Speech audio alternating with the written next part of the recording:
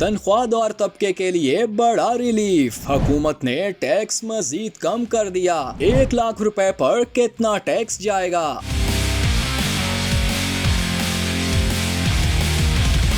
حکومت نے تنخواہ دار طبقے کی موجیں کرا دیں، ٹیکس سلیب میں ایک بار پھر تبدیلی کر دی، سیلری پرسن کو بڑا ریلیف دیتے ہوئے ٹیکس مزید کم کر دیا۔ اب 1 لاکھ روپے تنخواہ پر کتنا ٹیکس دینا ہوگا؟ تفصیلات آ گئیں۔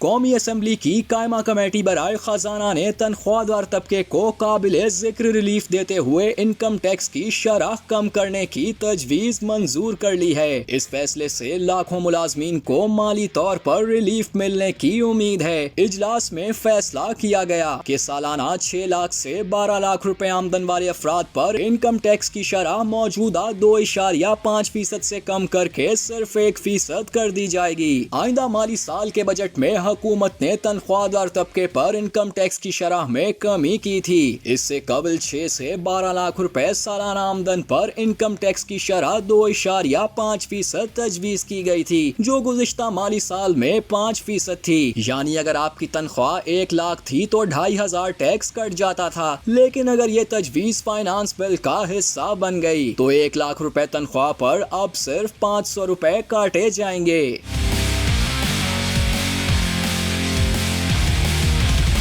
اس کے علاوہ کمیٹی نے کارپوریٹ سیکٹر پر عائد سپر ٹیکس میں بھی 0.5% کمی کی تجویز منظور کی، جس کا مقصد کاروباری ماحول کو بہتر بنانا اور صنعت کاروں کو کچھ حد تک سہولت فراہم کرنا ہے۔ توقع کی جا رہی ہے کہ یہ تجاویز آئندہ بجٹ میں شامل ہوں گی اور ان کی منظوری سے متوسط طبقے کو براہ راست فائدہ پہنچے گا۔